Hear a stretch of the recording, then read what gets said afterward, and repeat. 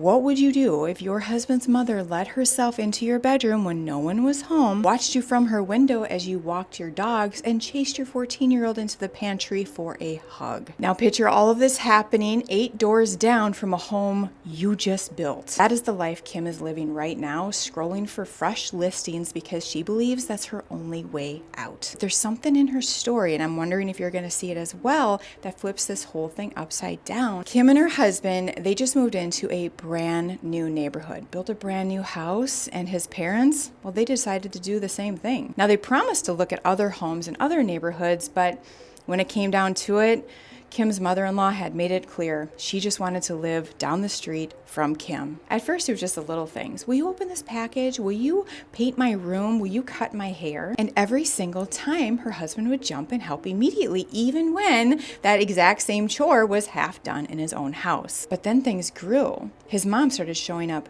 daily. And then she would stand on her own front porch in her pajamas in the middle of a Midwest winter, making sure to say hi when Kim just walked by with her dogs. She's been caught inside Kim's bedroom, inside of her bathroom, and even taking pictures of the inside of Kim's home. And the kids feel it too. The affection is so intense, they have to try to create space to get away from it. One time, her 14-year-old was like, I just don't want to be touched anymore. So she tried to escape into the pantry. Grandma followed her right in there to try to force a hug. But after Kim's husband tried to gently tell his mom, like, Mom, the kids need a little bit of space, she totally blew it out of the proportion and just said, like, okay, I guess I can't touch anybody anymore. And it just doesn't slow down. We're talking about offering to bring groceries, and when they deny, the groceries still show up. When they mention they have plans and they can't get together, her mother-in-law is inviting themselves to the plans, whether it's Thanksgiving at Kim's family's house, going to visit her brother. Doesn't matter where they're going, the mother-in-law wants to come too. And they have these smart locks, and she keeps saying, we should swap codes. And Kim has said very clearly, nope, no codes and no keys. So again, guys, here's Kim sitting in her brand new house, not even a year in, wanting to leave because she thinks that's her only way out. She's worn out. She's creeped out. She can't even walk her dogs anymore. That used to be the only breath of fresh air she had. It was like her therapy, but now she's being watched. Her mother-in-law has told people, yeah, I just watch out the window for her to go by, and then I rush out to make sure I say good morning. All right, Kim. So first of all, I hope you know you're not overreacting. This is a lot. I would be devastated. Like, it is such a hard process to actually build a home. I mean, I've never gone through it, but I've helped a lot of couples go through it. So it's a lot to do that. And then you finally are in your dream home, and then with no time at all, your in-laws just move 8 doors down. So on the same street, can't walk your dogs unless you walk by their house. And now you will always have an audience, and you're forced, whether it's 6 o'clock in the morning or 6 o'clock at night, to turn back around and greet your mother-in-law shouting from her porch. I get it. It's a lot. But there is a part in your story that stopped me cold. Did anyone else pick up this part?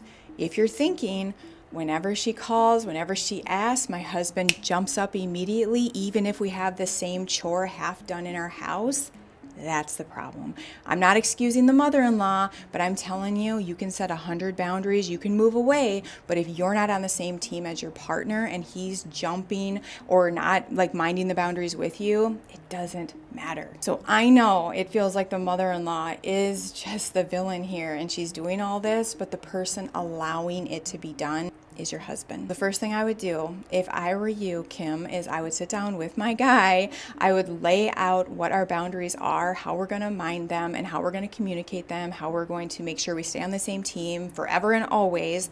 And then I would have my husband communicate those to his mom. It's very important that you have your husband talk to his mom directly. And if he struggles with any of this, if he pushes back, if he's like, oh my gosh, I don't have a problem with this, like this is my mom, she's just really pushy or whatever, then I want you guys to sit down and I want you to watch The Good Son's Secret. It's right on this channel. And if you guys are interested, just comment Joe, J-O-E, and I'll send you the series. It's a 3-part series.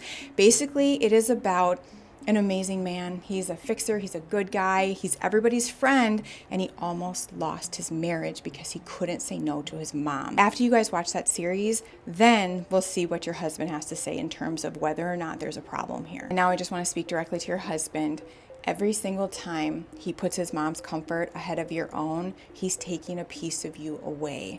So this is very important that you guys first watch that series, then you get on the same team, you get on the same page in terms of like, where you're going to go. Like if you're going to your side of the family and you've already spent 5 days in a row with his mom because she lives right down the street, make sure he knows, no, my side is off limits. We get a break over there. Like I'm with your mom basically every day.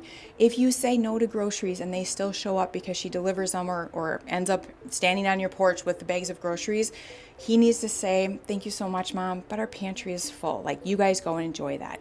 You guys have to figure this out together, get really granular, but once you do, your whole life will change. And on the flip side, I have a lot of compassion for his mom. I mean, they moved into a town where they know nobody except for her son and his family. She also might have the belief that feeling needed makes me feel safe. And so she just keeps getting closer and closer and closer and pushing a lot of togetherness because that makes her feel okay. So it will be a really big deal how to communicate boundaries in a way that don't make her feel like she's being pushed, left behind, or anything like that. And if he needs help with that, definitely get him the clear formula. Like that is why I developed it, is to be able to communicate our limits in a way to our loved ones who are sensitive, who feel threatened by boundaries, who feel attacked.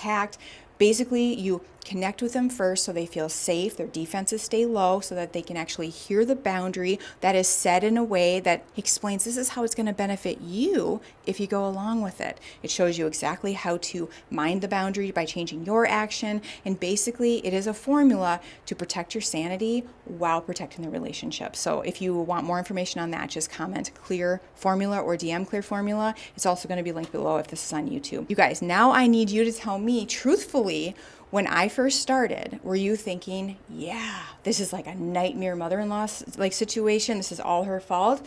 Or did you catch it in the beginning when I said, as soon as she asks, her husband jumps? Tell me truthfully what you guys thought.